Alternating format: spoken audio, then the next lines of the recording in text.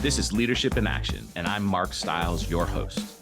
Join me as we delve deep into the passions, expertise, and experiences of Boston area innovators. Sponsored by the Boston Chapter of Entrepreneurs Organization, this is Leadership in Action. Hey folks, welcome back to Leadership in Action, your Boston Chapter of EO's podcast. Today's guest, I think you know him. He's an entrepreneur. He's a leader, business and life coach, psychedelic healthcare professional. We're going to talk about that.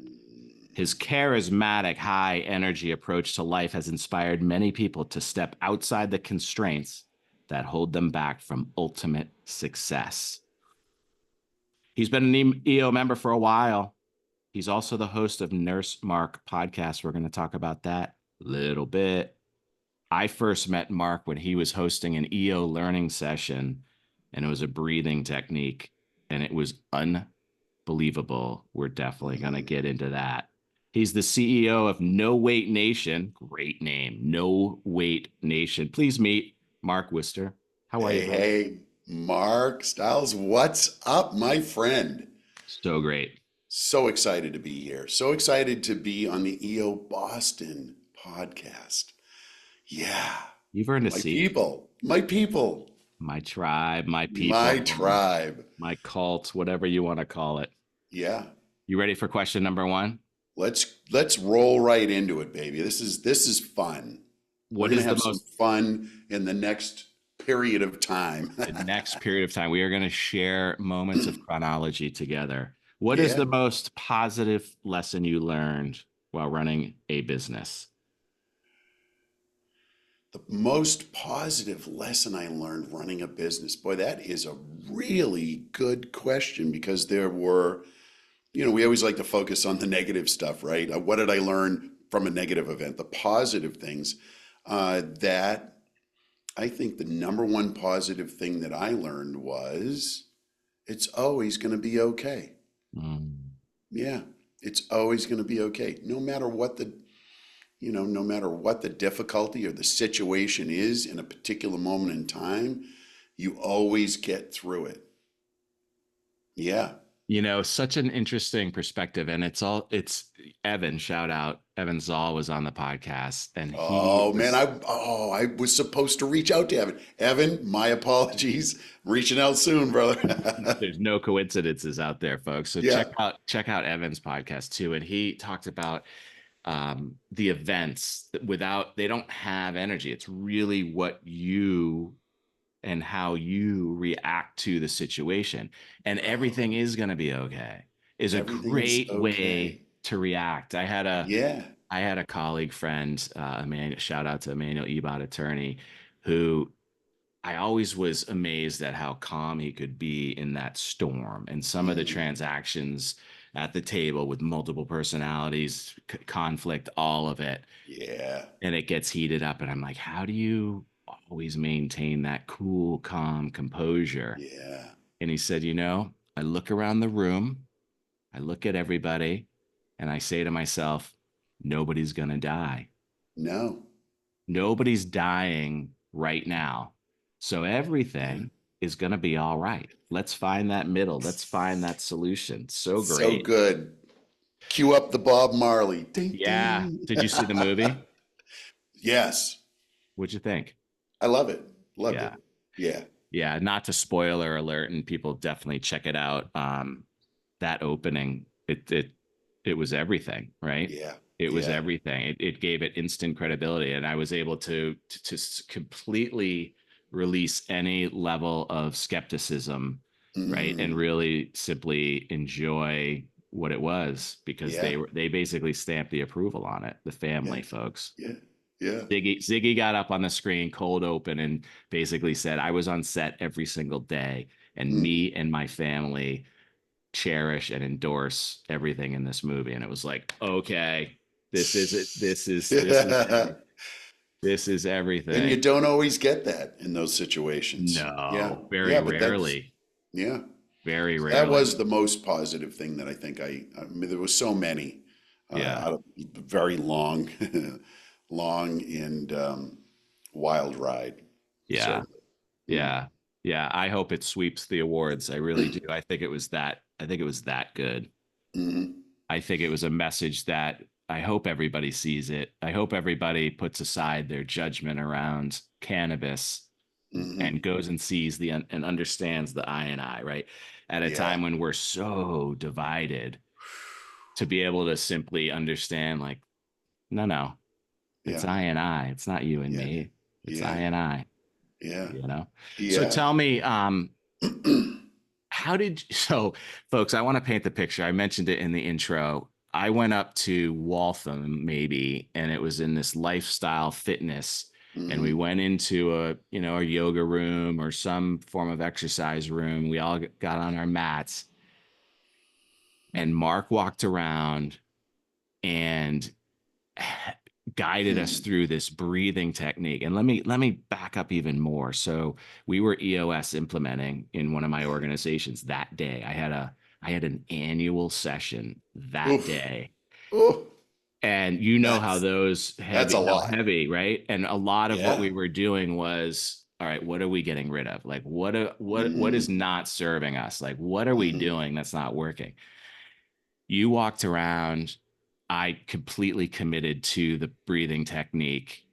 And not only mm, did it become super emotional, mhm, all of the things that we were wiping out of what I was doing with my time mhm. started. I visualized those Yeah. escaping from my being. Mhm. And I'm here to say, I felt like I was levitating off the ground. You said that Yeah. it might feel that way. It Yeah. totally felt that way. What is the biology around that? What is the chemicals? Oh my What gosh. was I that? mean, there's just so much to it. And, first of all, we try to always make meaning of it, right? We want to Yeah. know the bits and the bytes. How does it work? Well, I mean, you're breathing in a lot of oxygen, expelling a whole bunch of carbon dioxide in a very fast-paced moment. So it's going to change sort of the balance of the pH in your body.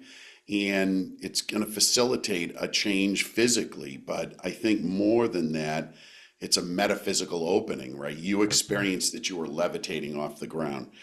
And I think that you said something really super important and I get this all the time. You committed to doing it. Right. There were other people in the room who did not commit to do it, and they had a great time lying on a yoga mat in Waltham, just breathing. They had no experience other than that.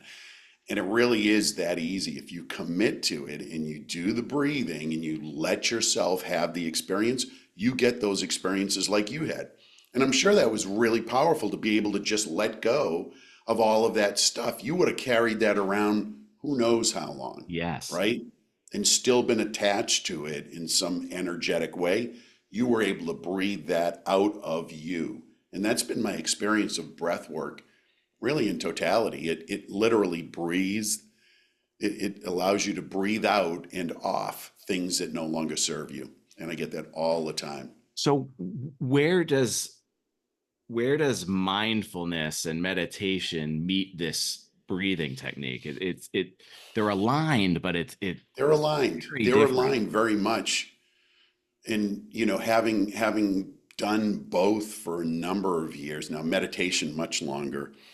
Um, for me, the meditation just settles the mind down. You're still in it, but it settles it down so that you have some connection to whatever it is outside of this reality. Breath work, because it's vigorous, because this particular style moves you physically to a different place, really allows you to get outside, right? So I love to couple both of them together.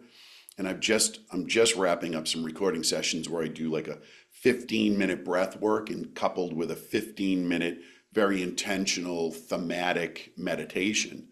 So I'm gonna pop those out here in the next week or two. Spotify, can we get that on Spotify maybe? Yeah, yeah, I could pop it up on Spotify. Cool. Yeah. And coupling those two together, the breath work takes you out of this sort of conscious, prefrontal cortex a bit. And then you have this moment of meditation that's themed, right? And the first one I did was I Choose. And the meditation was, I choose my reality. Like it's, I'm the one who chooses what my reality is, because you said, and you started off in the beginning of the podcast talking about, our response is what creates the situation, right? Mm. It's not the situation per se.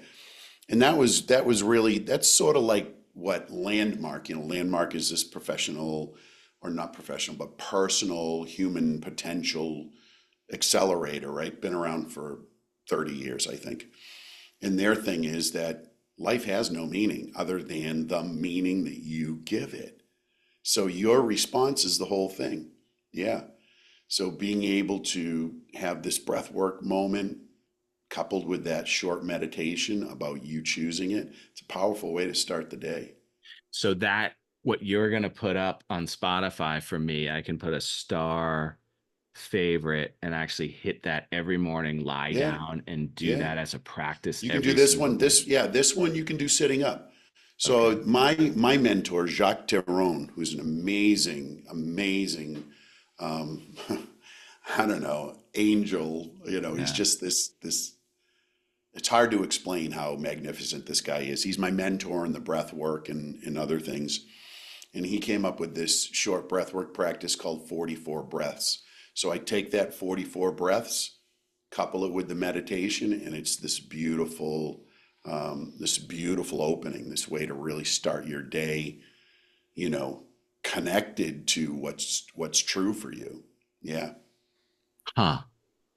Mm, So you guide the meditation so that it I starts with the do. breath and it's your voice, that Yep. beautiful, Yep. beautiful voice of yours. I curated the soundtrack. I Yeah. have the coupled with, that very intentional breath work process, and then the meditation. So, we'll use the same breath work process, Yeah. but I'll do other thematic 15-minute meditations. There'll be one on love, there'll be one Oh, on cool. expansion, so it'll be thematic, and you can just choose, what, today I'm feeling like I want to step Awesome. into being powerful, or something like that. Yeah. Awesome.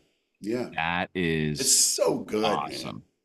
And who knew? I mean, I ran an IT company for 30 years. Well, you know what? Tell me that. Now, part of my notes from the pre-call, again, talking about, Yeah. hosting and be doing the pre-call. I think we were talking about that actually Yeah. beforehand. So that was Yeah. before, that was in the green Mhm. room, folks. But when we talked on the pre-call, you mentioned, I want to help people understand how to exit and Mhm. transition out of a business without an exit, right? They can Mhm. actually leave. You're allowed to leave, right? You Is are that kind allowed of to leave.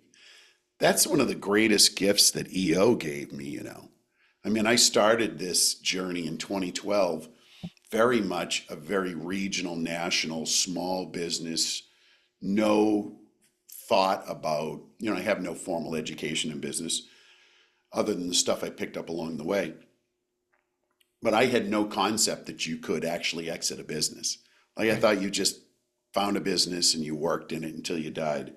And when I realized that I could exit the business, it was an epiphany. And I immediately started to figure out ways that I could increase the value of the business so that when I exited, I could leverage that, right? Maximize it.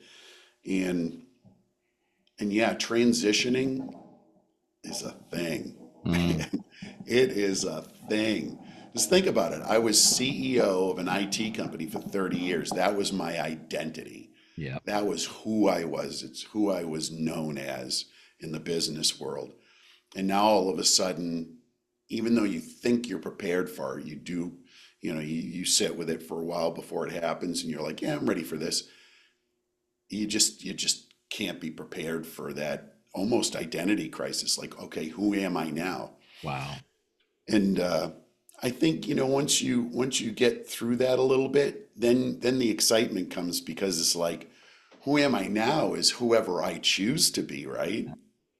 So I'm a psychiatric nurse now by training, and I'm in a psychiatric nurse practitioner program because that's what I choose to do. I want to be in the psychiatric field. I want to use these new tools. I want to use meditation more. I want to use breath work. I want to use psychedelic medicine to Let's help talk about people that. get through that. Ooh, that's a conversation, Let's buddy. go. I want to Mm, talk about it. So yeah, you've done the ayahuasca I retreats, have. psilocybin, ketamine. Tell us about all of it. Yeah, it was an interesting ride. Um, yeah, I did a lot of psychedelics when I was an adolescent, and it was really, in retrospect and knowing what I know now, it was self-medicating.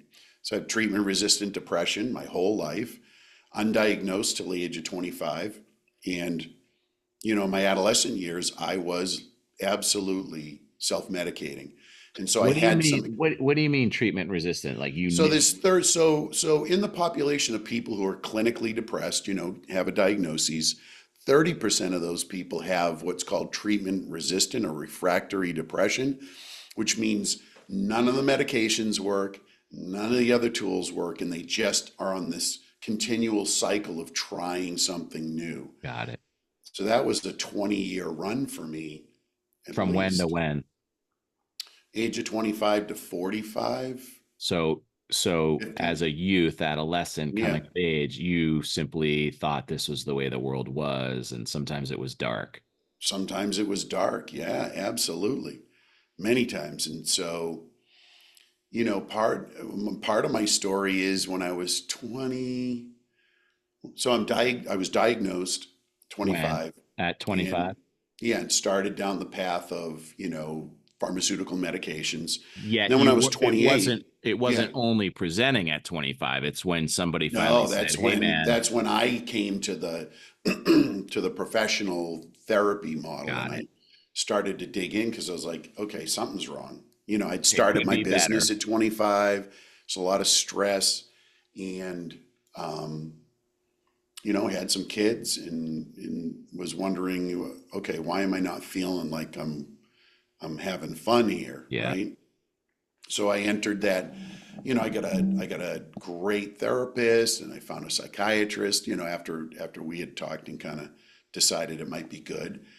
And I got into, and I don't do anything half-assed, so I dove in like, let's get this straight and figure it out. Cool. By the time I was 28, I was still trying medications and it wasn't working. And at the time, I was still partying. So I'm out Mm, at night, drinking, having a ball, two little kids at home. And when I would drink, I would be depressed for days. yeah. And so I made this link to maybe it's the drinking. Okay. So I had a friend, his mom was in AA, and I said, I'm going to give it a shot. So I went in trying to cure my depression, it was a positive thing. I stayed there for 15 years, picked up some great spiritual tools. Huh. But at the end of the day, still didn't do anything for my depression because I was still on this hamster wheel of new medications. It just made Did it you better ever? because drinking is just contraindicated for anybody who's got depression. Yes. So when you made that decision to go to AA, you haven't drank since? I was 15 years in AA. In 2005, I was Yeah. getting divorced, and I said, "Well, I'm going to be dating. I definitely don't want to have this conversation every time." And honestly, Mark, I was in 15 years, and it was a great life and gave me a lot of tools, but it didn't cure the depression, Yeah. and that's what I went in for. Yeah. Nobody in my life ever said, "You got a problem with alcohol. You really should take care of it." Yep. Not my wife, nobody in my circle ever said that. I went in because I was depressed. Isn't So at that the end of funny? 15 years, the depression's still there. I'm like, well, screw it. And That's but now, so since the interesting. entry into like psychedelic medicine, alcohol's just gone by the wayside. It's part of being in that psychedelic medicine space, participating, being treated, I guess treating. Alcohol just goes away. It just naturally goes away. And they're using a lot of psychedelic medicines, a lot of excitement in the psychiatric space to treat alcohol use disorder, Mm. to treat other addictions. And I think it's a game changer in that realm as well. Yes, it's interesting. I've watched a bunch of my friends struggle with alcohol and they Yeah. feel duped. They feel as though, in high Mhm. school, in college, we were told one thing. We were told Yeah. this is how you celebrate. This is how you Yeah. socialize. We're And their programmed, response is, and then right? I got addicted. So Yeah. I haven't been Yeah. drinking a lot of alcohol because same. I don't know if it's because I'm older or whatever, or it's simply because it's poison. I feel Yeah. terrible the next day and I'm like, why am I Yeah. doing this? I'm not productive. So I went Exactly. on that journey with them and Yep. then listened to Andrew Huberman's podcast, Oh, Alcohol. did you hear that one? Oh, Pretty spot on, man. wow. Alcohol, one of the things I learned a long time ago is that chemically, when your body metabolizes alcohol, there's a moment when it converts that molecule into acetaldehyde, which is a strong carcinogen, right? So the more you drink, the more that's present in your body. Read the label on the bottle. It says causes cancer, and it's right, right? Well, So Huberman talked about the brain and what it does to the brain. yes. Oh, And so then you've got another friend who is struggling and you're tracking him down because he's mm, bender to bender, and you go into this this haunt, right? They call it a yeah, haunt for a reason. And yeah. you order that pizza and the ginger ale and you support them, but you look around and that Yes. beats up the bodies of these people so badly because they're voluntarily poisoning Horrible. themselves, right? I mean, is that Horrible. so? Tell Yeah. me about the psychedelics, man, because that I don't Yeah. understand. And obviously there's a lot of stigma around it. A There's lot of stigma. not enough information. I'd love to Hmm. hear how they're helping folks with, Yeah, I got to be honest. alcohol. There is that fallacy that there's not enough information. Listen, psychedelics were legal from 46 to 70. There was a ton of good quality research that was done during that time period. Hmm. John Hopkins has been studying psilocybin since 2006. Like they are on it. There's a ton of good quality research that's out there. I think the real telling comparative is when we're talking about, the stigma surrounding psychedelics. Yeah. If we talk about the number of deaths globally with different substances, 8 million people a year die of tobacco. Tobacco Yeah. use kills 8 million people a year globally. Alcohol use kills 3 million people a year globally. Including Hell, accidents and everything. yeah, 128,000 people in the United States alone on an annual basis, give or take, die from prescription drugs that they've been prescribed, Right. right? It's just that if you look at it from that perspective and you see that cannabis, there are zero deaths, although cannabis hyperemesis is a real issue, right? People develop this particular What's condition that? called cannabis hyperemesis syndrome. What's And that? it's what it is they when they smoke and they use delta 9 THC, they will vomit. They will become sick, What's right? delta 9 THC? And that's the intoxicating molecule in a cannabis Got it. plant, right? So, they've probably been using it heavy for a number of years and then they develop this condition and literally they cannot eat, they can't keep anything down. So It's why like would they it's keep doing it? because they have a psychological addiction to it. Oh, Yeah. even if it makes them sick, they would. Yeah, it's still Interesting.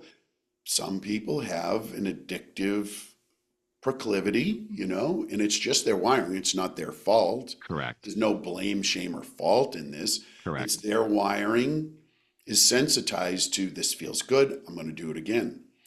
But I'm And throwing up. with cannabis, with cannabis, there are not physical withdrawal symptoms. They're they're psychological, and they can be strong. So I mean, I'll give you an example of that sort of psychological issue. I smoked cigarettes for 15 years, from the age of 12 to 20, well, 27. Yeah. So from 12 to 27, I smoked cigarettes. I tried to quit 100 times. Yeah. I finally was able to quit. How? The physical withdrawals were short lived, right? But the hardest thing to do was change the habits, was to change Mm, that psychology of I'm going to have a cigarette after a cup of coffee. yeah. I'm going to have one when I'm on break. I mean, hell, they created the cigarette break, right? Yeah. Yep. How did you It's a quit great that? marketing ploy. How did I quit that?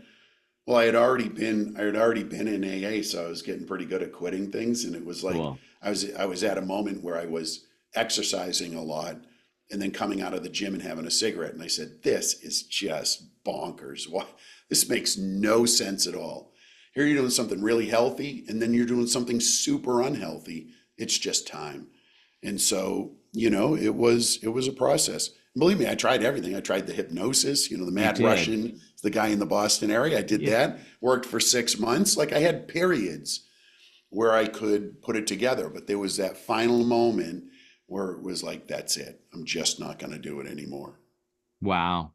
So tell me about what you're Hmm. doing with the psilocybin, ayahuasca, ketamine. Yeah. So it was a real journey because I started with ketamine and I had Okay. no knowledge of at all of ketamine. And I was in Florida. It was 2020 in the pandemic. I get introduced to this group of people, amazing people, who were just starting this company called KetaMD.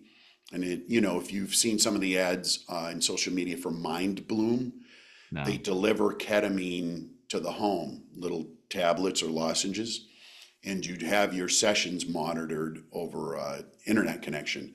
You do your sessions at home. We got What together does and that look started. like? What does a session of ketamine look like? You'll take the oral, whether it's a oral, they call it a troche, but a lozenge or a rapid dissolve tablet. You'll let it swish around in your mouth. Most of the time, you'll spit the medication out after 10 minutes.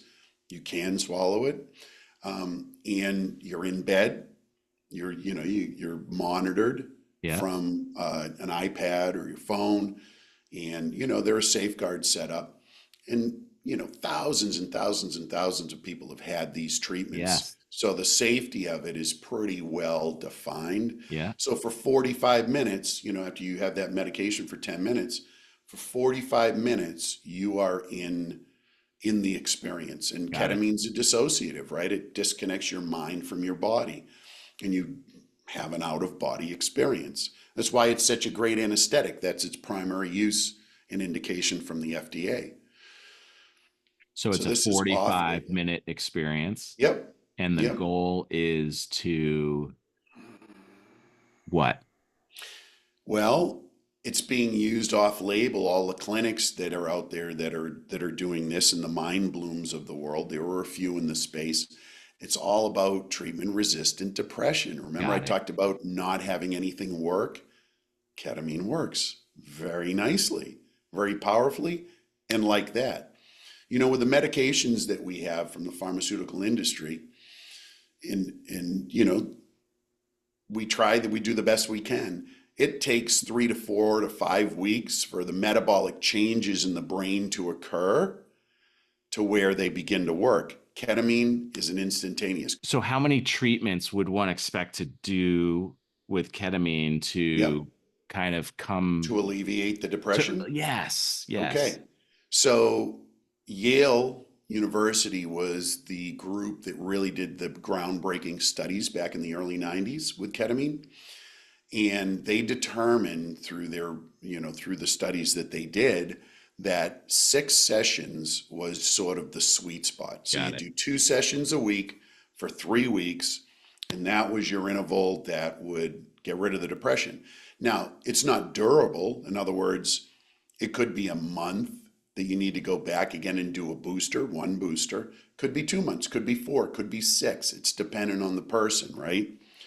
And I think the magic is that it's just such an immediate shift, especially for people who are suicidal. It has the ability to take someone who's actively suicidal, and 45 minutes later they walk out into the sunshine. And for someone who's been suicidal 3 times, the pain that you are in at that particular moment in time is almost something you can't endure, Right. which is why you're thinking maybe I should just cash in the chips. Yep. So for a 45-minute session to immediately get rid of that and you walk out into the sunshine, again, not durable. You got to monitor and then pop back in again, but it's just powerful. Wow. Powerful. Yeah. So tell me about psilocybin and ayahuasca, what the differences Yeah, are and what those are being sure. used for. So ketamine, which is the one I started with Yeah. first, which kind of gave me my entryway in, that works in the glutamate system. So Okay. glutamate is the neurotransmitter that we have the most of in our body. It's also toxic at very high levels, but it's very well regulated. Our body has so many mechanisms that make it what it is. Psilocybin, ayahuasca, which has DMT in it, LSD, they all work on the serotonin system, right? Okay. The same one that the Prozacs and the Zolofts and all these SSRIs work on. But they work on it at a different receptor site. So there's like 14 different serotonin receptors in our body in different, numbers. The classic psychedelics work on serotonin at the 5-HT2A receptor. And so that's primarily the one that's been identified, and I'm sure there are others that it influences. But psilocybin mushrooms that have been used, I mean, if you read The Immortality Key, it's a great book, by the way, New York Times bestseller, called The Immortality Key. They can trace it back to every civilization that's ever popped up in the all of human existence, all the way back to, us as human beings, Homo sapiens in the African plains. Mushrooms have been there. So they contain psilocybin. It's Is it's that a the only molecule. place you can get psilocybin or is it manufactured now? It's manufactured now, It is synthesized in the lab. Hmm. synthesized. Yeah. Yep, yep, yep. Isn't Which it is great. fascinating that all Yeah, of these different communities and in different regions and different eras all found yeah. this? It kind of tells you about Well, uh, think about ayahuasca. Okay, ayahuasca it contains DMT, which they call the God molecule. It's just the most powerful psychedelic that we know of, right?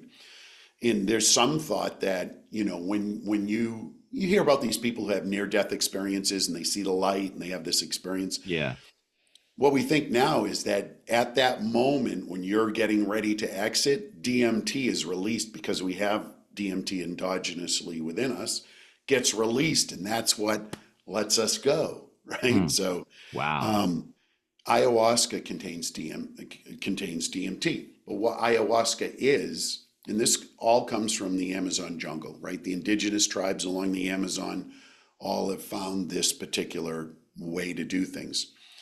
It's the combination of the leaves from a particular type of bush and a particular very thick, strong vine. And they take them and combine them in a pot and boil it, and out comes this beautiful dark brown liquid called ayahuasca. Chemically, those leaves are what contain the DMT.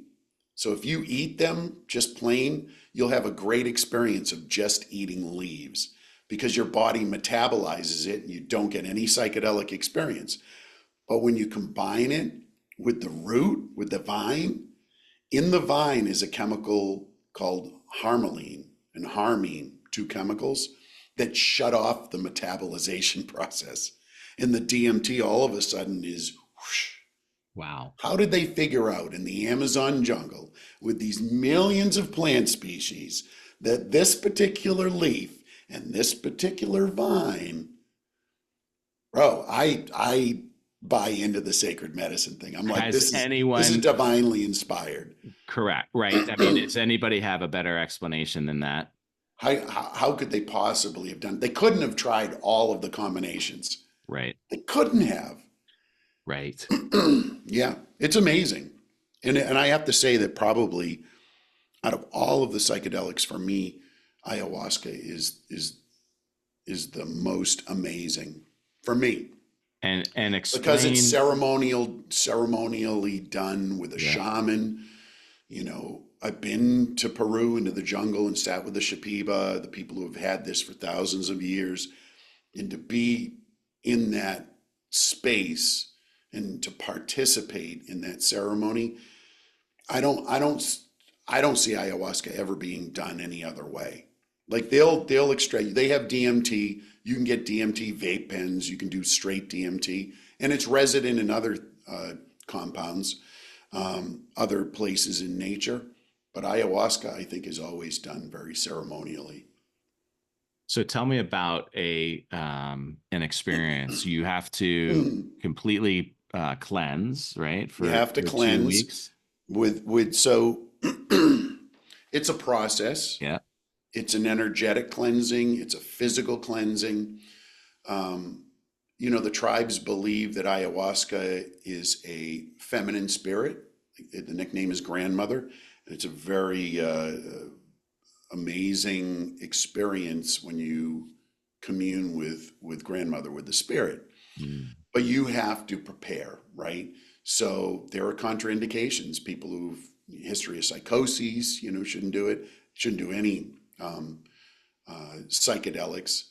I believe there's a place for it in the future. We just need to be Well, careful. what do you mean by that? So So if somebody psychosis. has like schizophrenia Got it. in their line, they really shouldn't be using any cannabis, any of these, because it could trigger that Got psychosis it. or that particular thing. Different than either monopole depression Yeah, or yeah, yeah, any type of chronic yeah, depression. So hmm that's what this treatment yeah. is for, is hmm for depression. Ayahuasca is, I mean, DMT and ayahuasca have been shown to, alleviate all sorts of different mental health issues. Okay. But ayahuasca is really used to step outside of this reality and experience another one completely, to connect to the divine. Got it. We don't talk about divinity and sacred and those connections to source and all that. We don't talk about that in entrepreneurship, um, but we are now. Yeah, we There's are. a super lot of interest, and I just did a breathwork tour in India, 19 different EO chapters, high, 80, 90 people in a session, and there were a lot of people who had an experience, who had a Yeah. psychedelic experience. Let's jump back to the ayahuasca. It's a preparation, it's a commitment. Remember, you talked about committing to the breath work? When Yes. you're going to do an ayahuasca journey, it's a commitment. Minimum 2 weeks, you're on a specific diet.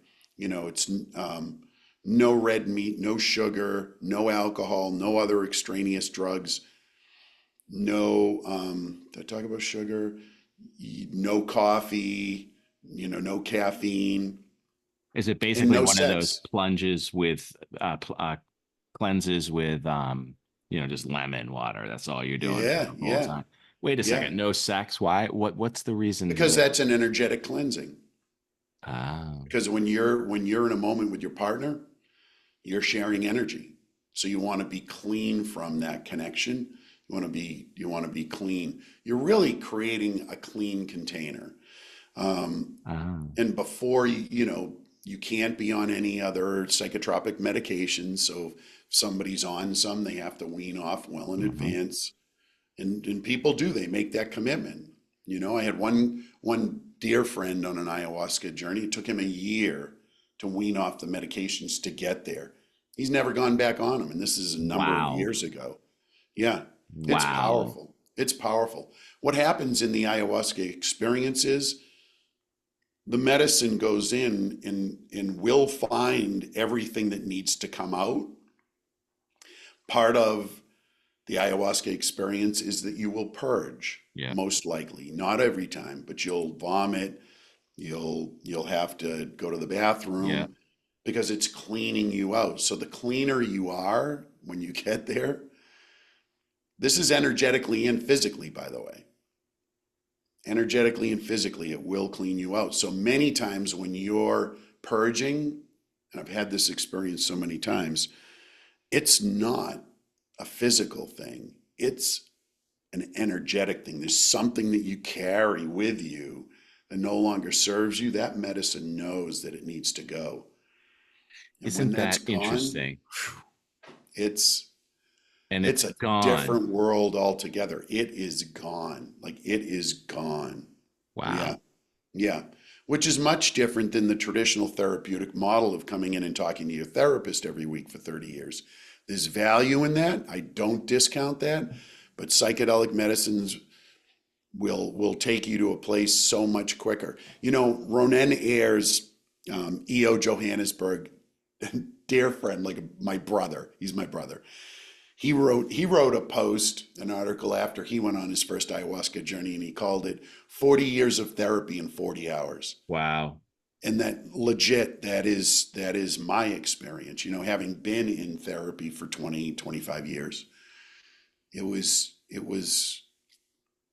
So it's how long's the indescribable. so let's paint the picture of the actual journey. So Yeah, you land in Costa Rica or in Peru and you make your way yeah. to a retreat. Hmm. How many days are you there? It's different for everything. You Yeah. know, the thing that I did in Peru was a very what I would say sacred journey, right? It Okay. was really about dropping into that experience of being with a tribe, and they call it a master plant diet. So I was alone in a hut for 2 weeks, and I was given every day a drink of a particular other plant in the jungle that they believe has spirit in it. So do ayahuasca, drink this drink, commune with the spirits. That's a Alone. very alone, Wow. because the premise is in their culture that these spirits are very shy. They will not come out with other people around. So you need Wow. to be by yourself.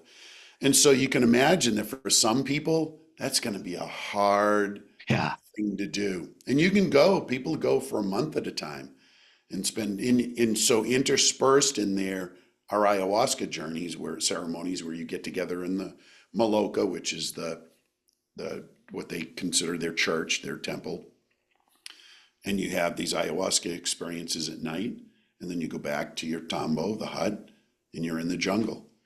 And it's you can't even describe what it really is all about. Then you have like the One Heart.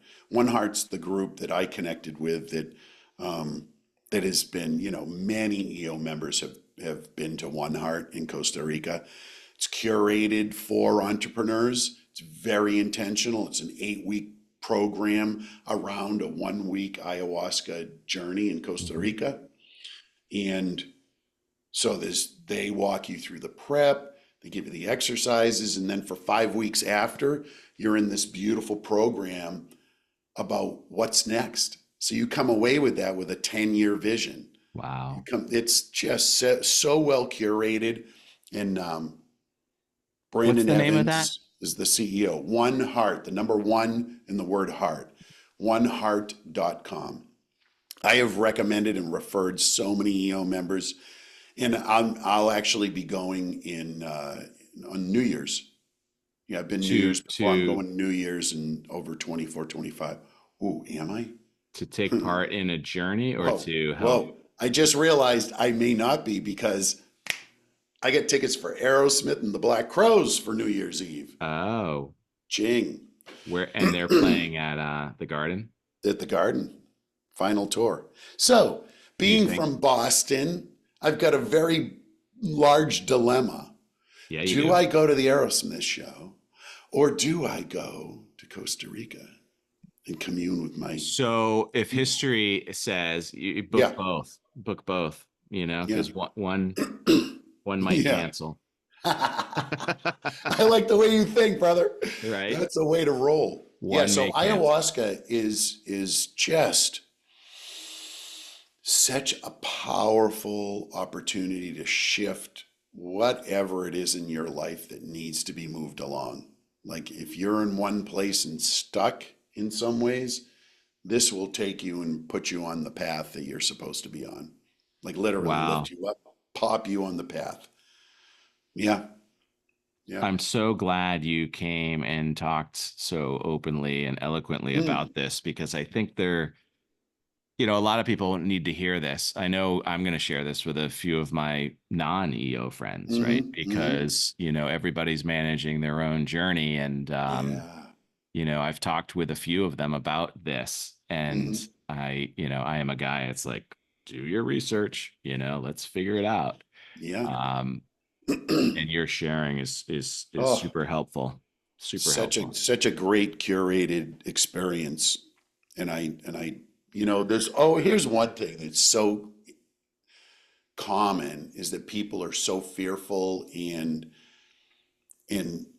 anxious about a psychedelic experience, and that's absolutely how it is, because think about it, we have this ego that creates this beautiful box.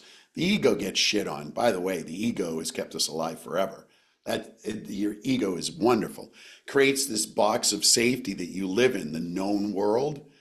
Anytime it can't anticipate what's going to happen with an event, it's going to freak out. It's going to give you anxiety. It's going to give you fear to keep you in this safe place because that's its job. When you're in these psychedelic experiences, there's a moment that they call ego dissolution, and it's where your ego gets completely out of the way and you're left with what's behind that ego. The true you, the real you, the you that you probably don't connect with much. Yeah. Yeah. It's Yet amazing. the true you. And that's also revealed. Yeah.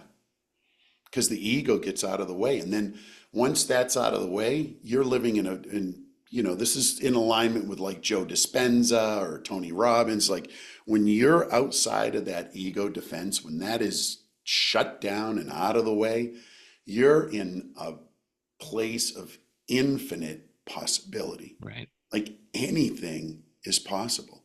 And you feel it. Like you feel as if you are infinitely capable of anything. And it's the most beautiful, beautiful feeling. Yeah. But to get there, there's work.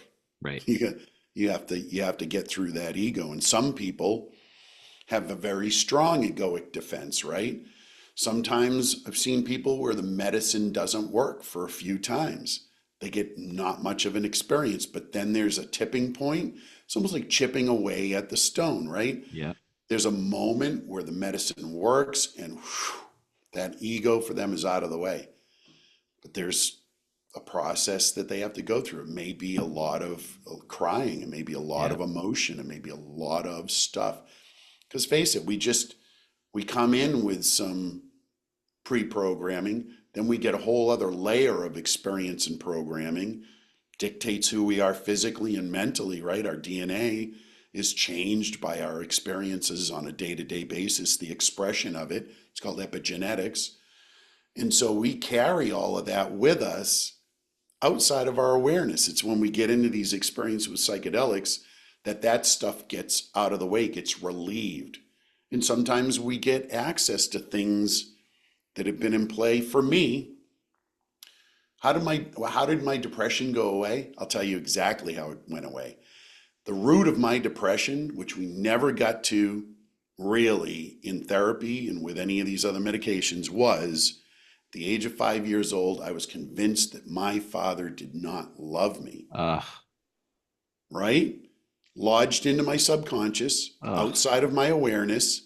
And so if my father didn't love me, I couldn't love me. So all of the impressive things that I've done in my life were driven by, I needed to be impressive for you to love me. Now, when I got outside of that, I don't need that now. I don't need external validation. I choose the life that I have today. All of the rest of my life was really chosen by that program, Wow. right? That does not get uncovered in regular therapy, but I got through that in ayahuasca ceremonies, in psilocybin ceremonies, deeply got that. Now, here's the thing. My father's still alive.